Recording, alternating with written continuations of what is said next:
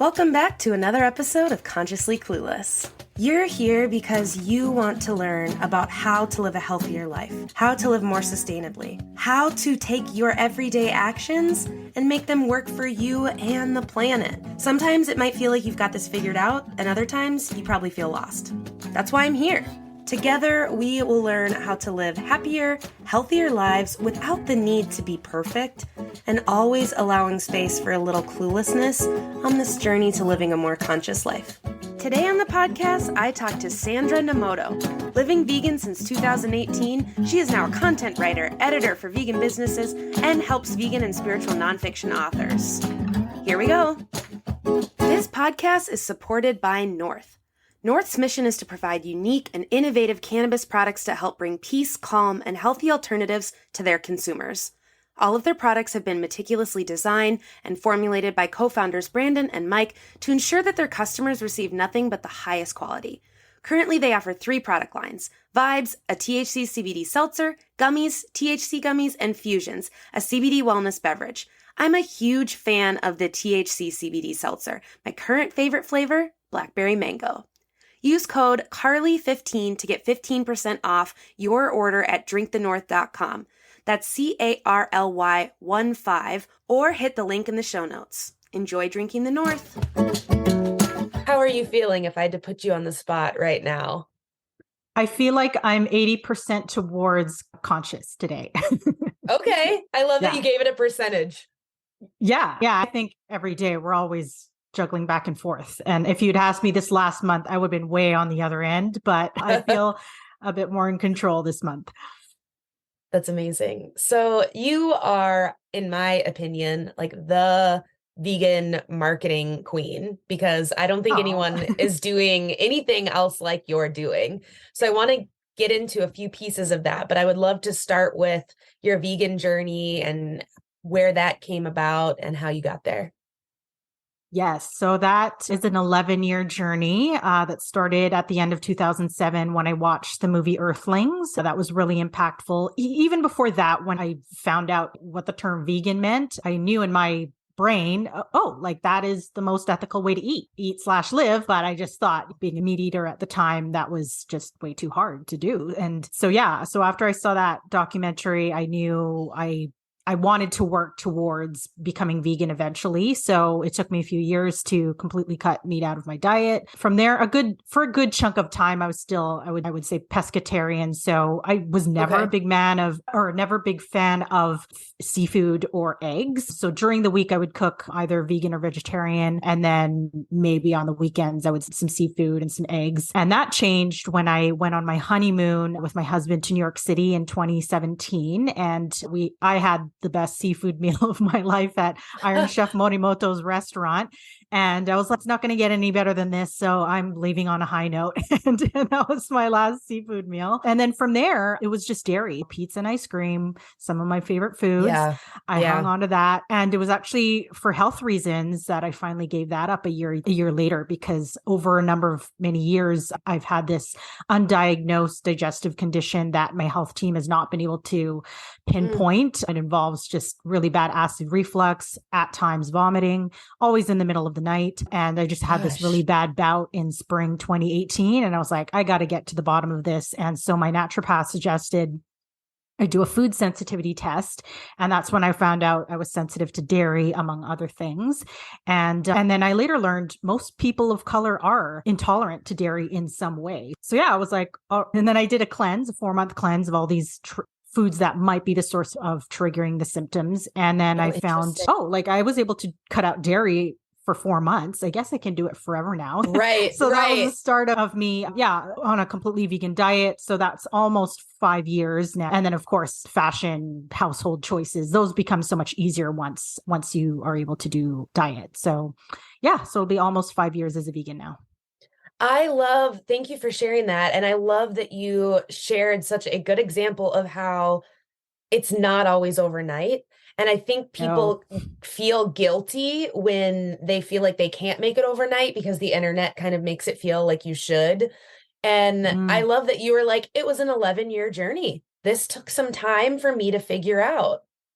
Yeah, yeah. And like I said, it was always the goal, but I just never set a timeline for myself. Mm. If you want to do that for yourself, I think that's great, something to work towards. But yeah, I kind of like how I did it because it was, yeah, slow steps over the course of years. And that also gave my body time to adjust to the changes. Because the first thing Mm-hmm. I noticed as soon as I cut meat out was like, I lost 10 pounds. And that's often the Wow. first thing people notice is that you just drop weight. And then I've since, of course, gained it all back. But yeah, like I think some people can do it overnight, but yeah, I do think you have to be aware of your body as well and what it's telling you. Yeah. And of course, if vegan is the goal for you, you can do it. I'm proof that you can. It Yeah, just, yeah, yeah. you just, and don't put that pressure on yourself. Yeah. No matter what the internet may be telling you. Did you have people in your life on either side of the spectrum that were like, what the hell are you thinking doing this? And then were there any people that were like, me too, let's do it? Did you have any supporters or were you out on your own? Yeah, mostly out on my own, but I would say, yeah, I'm starting to follow like there's one influencer in my area of Vancouver who I just have been following her for so many years. She runs a bakery that didn't used to be vegan. It's vegan now, but Oh, it's interesting because I was one of like her original customers before she even started selling her products, which were not vegan at the time. And then she went vegan before I did and then made her products vegan. And then I followed later. But because she's an influencer and she's so good at sharing content in a non-pressure way, like she right. would always remind me of what happens to dairy cows. Like she shares this, I feel like almost every week, but maybe not that often, but I'm following her enough to always be reminded of that. And so even when I was so close, like I was in my vegetarian stage, I just kept thinking like, that's what I want to work towards. So I would say, yeah, that's just one example and of course, like the books and the documentaries that helped me so much. On the other side, yeah, I would say like a lot of my close family and friends that they didn't really follow me, but they've been observing. Even when I was still eating seafood, they were calling me vegetarian. They're like, I oh, love like when we know. people are like, oh yeah, she's vegetarian, but she eats chicken. And it's like, no, wait, I don't think so. Yeah, so they knew I was that person that did not eat Right. meat, and and they've accepted where I am now. And a couple of my friends are actually making very small changes in terms of diet right now, and in Mm. their where they are, and so that's cool to see. And of course, now being in the vegan community and my business being involved in this circle as well, I do a lot of online networking, and I feel like our community feels a lot bigger than maybe it used to Mm. be when I started. Have you felt any pressure from the intersection of going vegan and being a woman of color? No, yeah, those are big on the big family holiday gatherings, and there's almost always some sort of meat at the center of the tables. So Right. I knew to expect that, but yeah, what I do is I bring one or two dishes and maybe a dessert, and that's like the staple. Yeah, like that's what I eat, and everyone else is welcome to partake as well. And there's usually I find my family's great at if they're gonna make some steamed vegetables or something, they'll ask me to bring the vegan butter. So then everybody Oh, can I just love that. have it. And then they know that if they use the real butter, then I can't have any. And so, yeah, they've been great at actually adapting in that way. Whereas before it was like, you're on your own. Yeah. And I'm Yeah. like, okay. So I'd have to bring my own dishes. But yeah, it's cool to see after all these years, them making those very small changes to accommodate me. In the beginning of your vegan journey, once you really officially made the turn, did you go through any sort of angry vegan stage? I've talked about this with a few guests of just once it feels like the world's opened up or the rug was pulled out from under you. And I know I was a bit obnoxious at first, like, why isn't everybody listening to me? This is important. And then you just realize Mhm. that's not how anybody changes. Yeah, I feel like this past year I felt that certainly online. And that's Mm, because there are many, I'm just going to call them anti-vegans. I don't label yeah. themselves, but they seem very defensive against the whole idea of this lifestyle. Way to spend your time as a side note. Sorry. Yeah, absolutely. I'm like, you got time to I know I'm too argue with us like busy. this? Yeah. And so I feel the urge to debate. And I would say most times I'm good at not because I know Mm, it's not going to lead anywhere. Yeah. And I totally get that angry vegan stage. I feel like I've been there this past year, but also I've been paying attention to organizations like I just saw an article by Faunalytics almost 2 weeks ago. They put out an article that actually looked at the different tactics and what actually makes people change their diet. Wow. And yeah, in terms of the most effective tactics, yeah, you look at Faunalytics site, you'll find it. And that just opened my eyes to, okay, if we look at what's most effective, we should probably just be doing that. Yes. And so social media is one of those things that was middle of the road average. And so like for people like me who were following a local vegan influencer, that did eventually help me make a change, but it wasn't as effective as Earthlings, where I saw the footage and it's okay, like I got to make a change almost overnight. Yeah. So knowing that there are certain tactics that actually get people to change faster. Yeah. It's not in the comment section of the anti-vegan. I can tell you that. And so that will help. That data is so important for us vegans, because then we know where we can spend more of our valuable time actually making change instead of, right. Yeah, where we're just wasting our time and affecting our mental, emotional health. Yes, 110%. Like realizing what battles are worth the blood, Yes. sweat, and tears. And usually Facebook ones aren't. Yeah.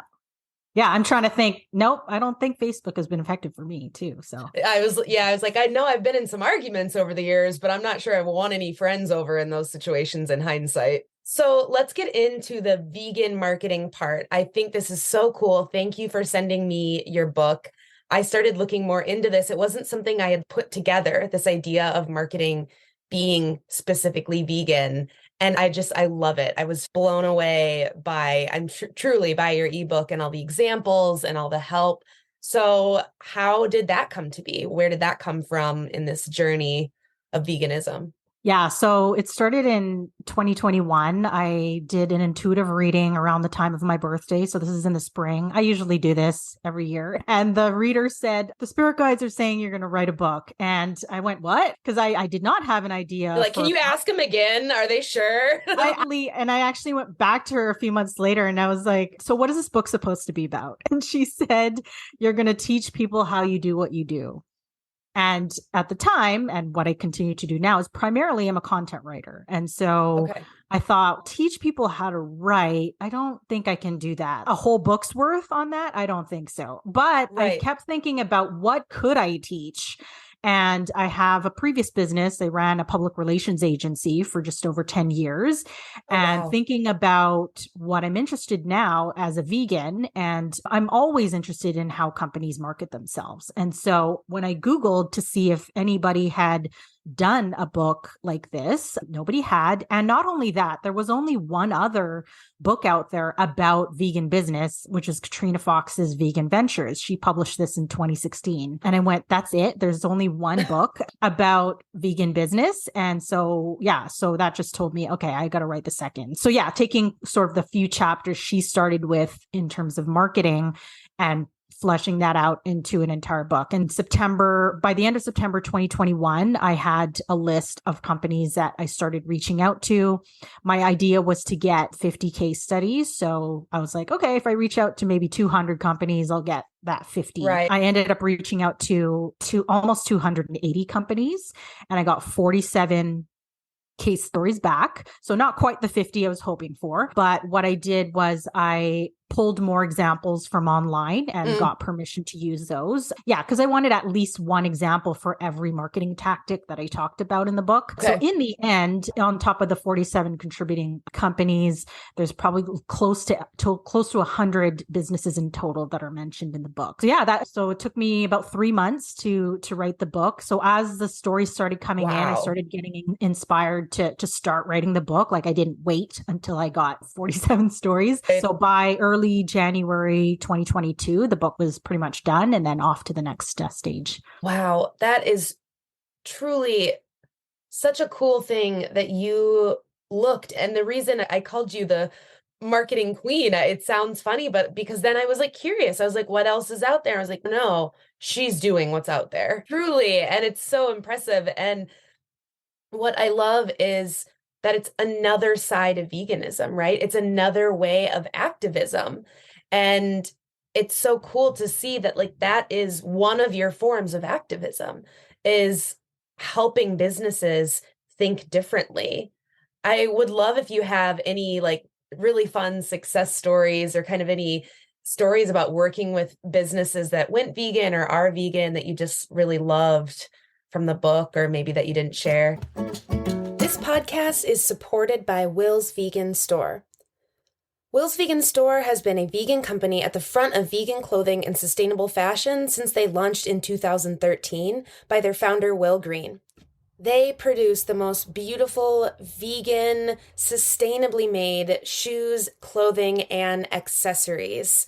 I have been obsessed with this brand for years now. They were one of the first vegan brands that I really made the switch to. It can be hard to thrift shoes, but I love knowing that if I'm going to purchase a pair of shoes from Will's Vegan Store, they are going to be ethically made, their workers are protected, they don't use plastic packaging, they're delivered in an environmentally friendly way. It's truly the most amazing company to support. So if you're ready to try them yourself, hit the link in the show notes so they know that I sent you. This podcast is supported by Parade Underwear.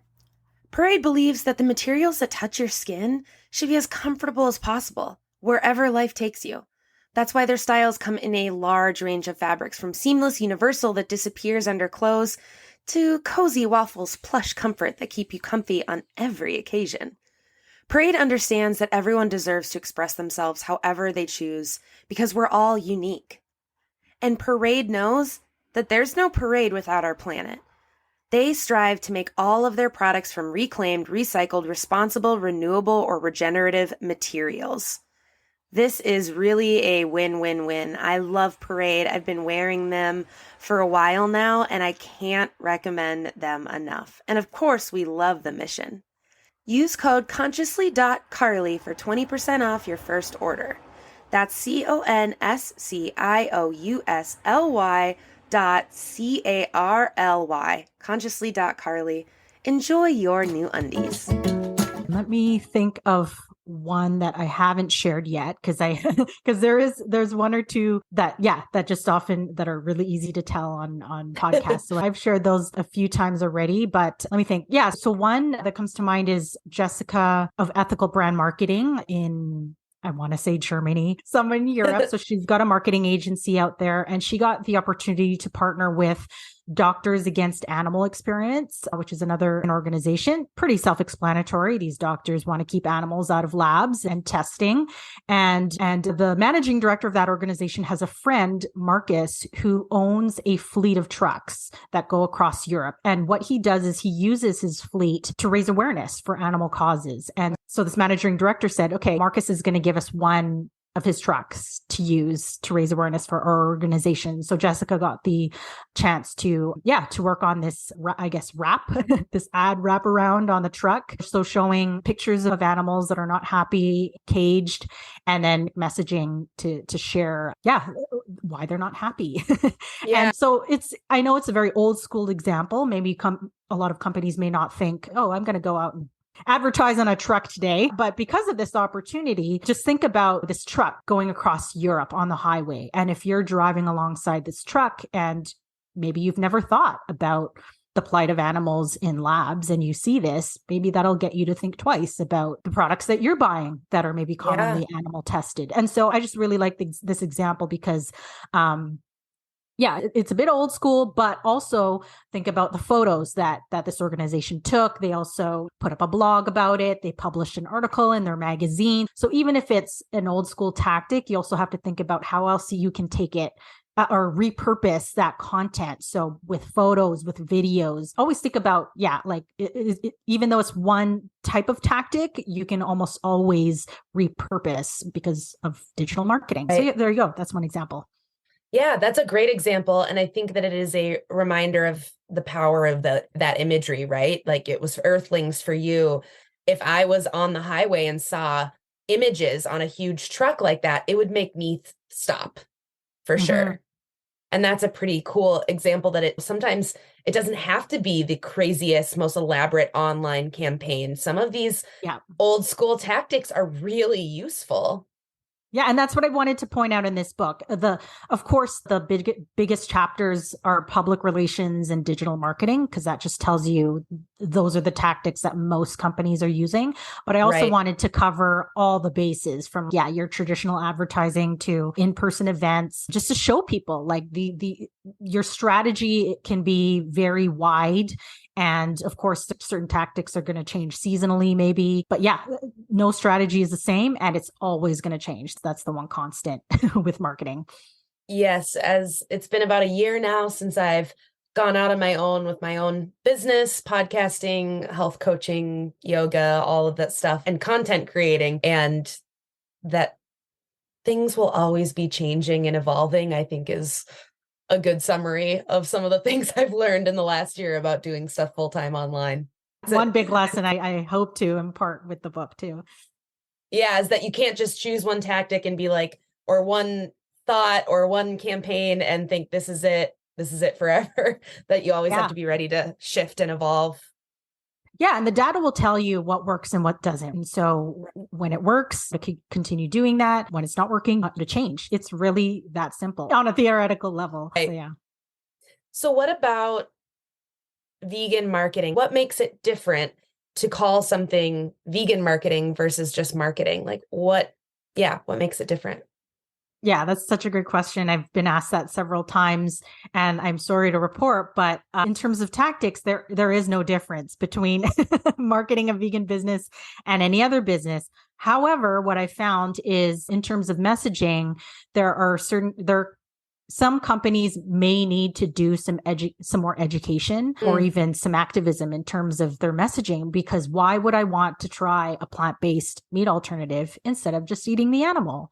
And so, of course, when it comes to food or certain fashion items that are traditionally using leather, or in the wintertime, wool and down, companies that are providing the alternative will naturally have to have some sort of messaging to educate their potential customers as to why they should buy theirs instead of the animal version. So that's really the only difference that I saw amongst the stories. But in terms of tactics, yeah, you're competing with everyone else. There's no magic bullet that's even a horrible example to say, but there's no magic pill that vegan companies have over any other.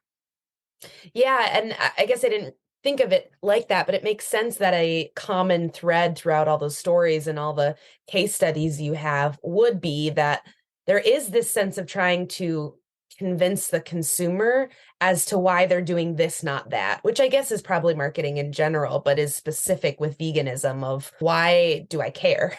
Yeah, exactly. And I think that's what gives vegan companies an advantage, because the more you can resonate with people's values, better, positive values, of course. And so naturally, vegan businesses have that. We create positive impact for animals, for people, for the planet. And there are companies who don't want any of that messaging out there. They're just like, we serve a plant-based product and that's as far as they go. And that's fine. Right. That's the road that they want to take, because it's a good thing to cater to omnivores. But yeah, I think the more messaging you can put out there that's pro-vegan, that again hits at people's heartstrings.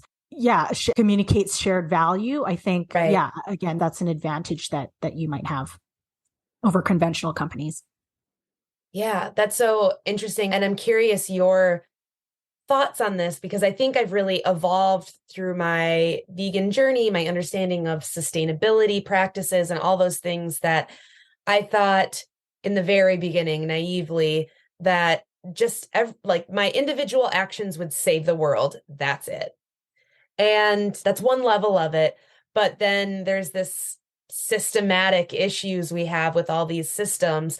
So how do you in the vegan marketing world do with that in between of, is individual action enough? Is it corporate? Is it political? I'm just curious what your thoughts are on that.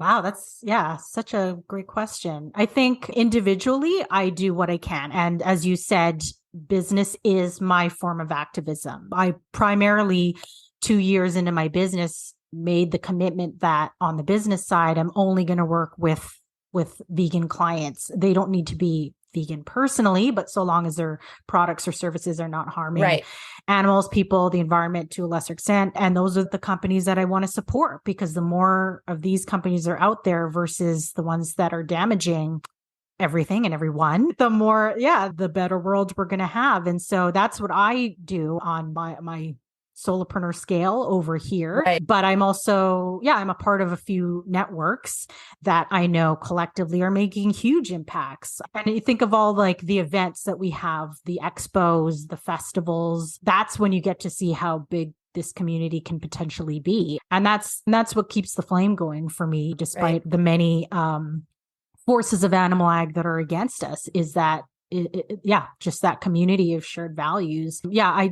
Every now and then I do think about the level of systemic change that we need to shift things, and it can feel overwhelming. But I think if you just do what you can on an individual level, absolutely, and join communities that share your values, so that you don't feel so alone. You segued perfectly into what I was going to ask you about next, is how do you take care of yourself in this work? Because I think being vegan and adopting that label in some ways makes you aware of things that maybe you wouldn't have been otherwise. And sometimes that is very overwhelming. Like you said, like that pressure of, we need a lot of shit to change. There's a lot to do here, and that's overwhelming. What do you do to combat that and stay grounded? Thankfully, I've got my set of wellness practices on the daily, from meditation, breath work, exercise, and then of course clean eating. And then when quote unquote shit hits the fan, you dig deeper into your wellness toolbox. But I think that the daily practices definitely help me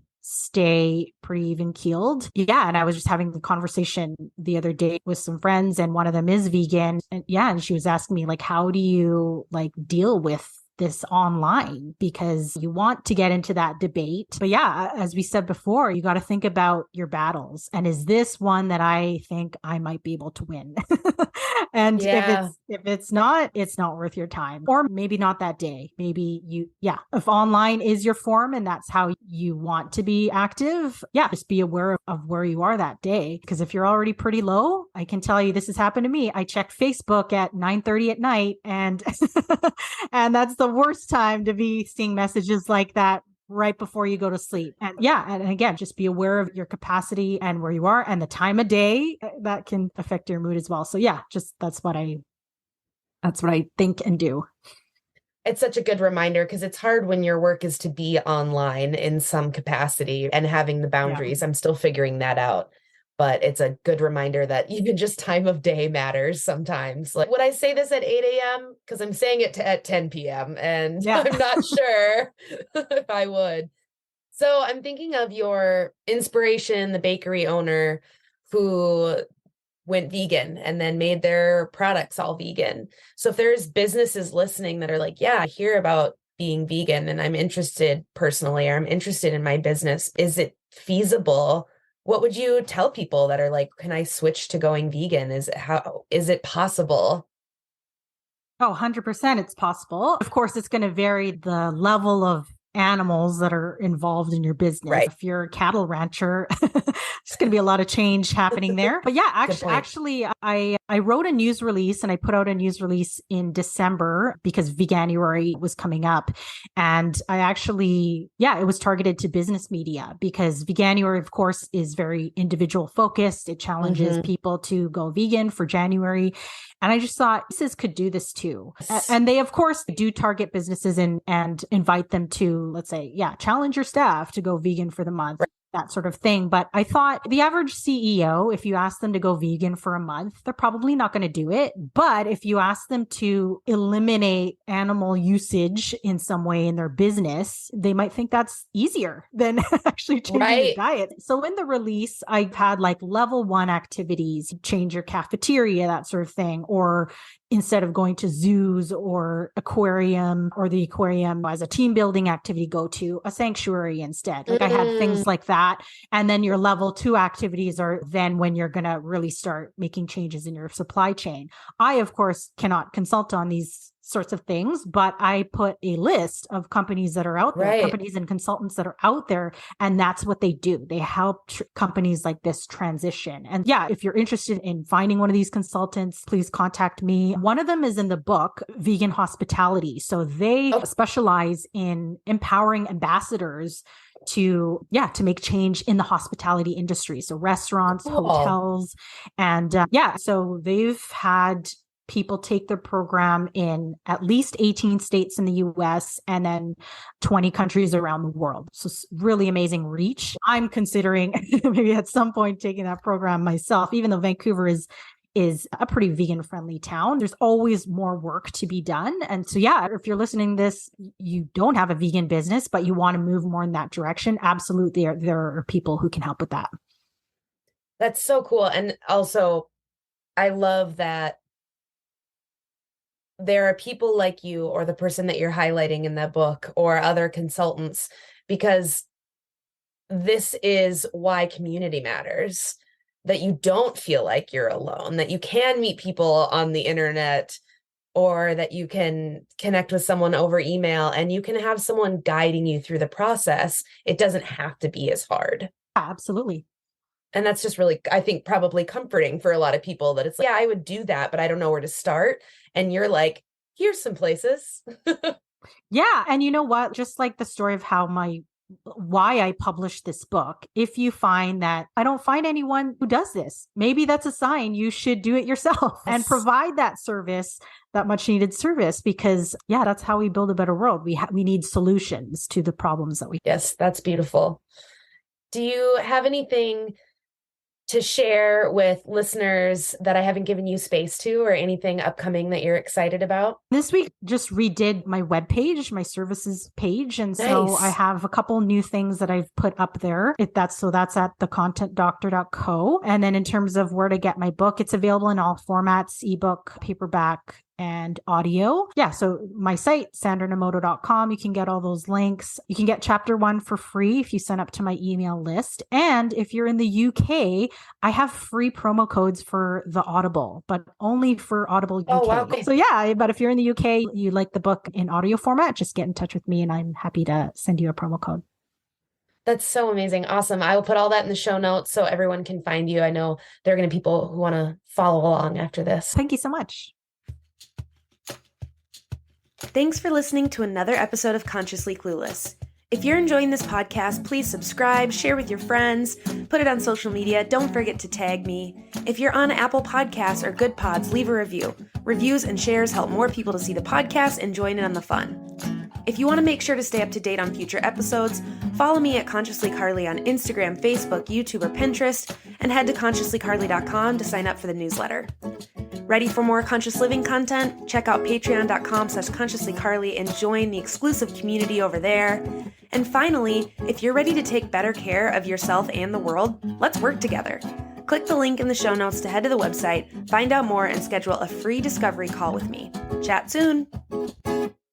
In 2016, Mint Mobile was born because its founders thought that big wireless was, well, dumb. So they decided it was time to create a smarter wireless company, one that extends its middle finger to conventional truths while also pointing out where big wireless is letting people down. They're online only. You can buy plans that are 3-month, 6-month, 12-month, no contracts. Choose to stay as long as you want. There are no overages. There's no surprises. There's just no BS. And for someone who lives in a remote area like myself, I can attest to the fact that the service is great and I have truly had no problems, and oftentimes is better than the big wireless companies I was with before.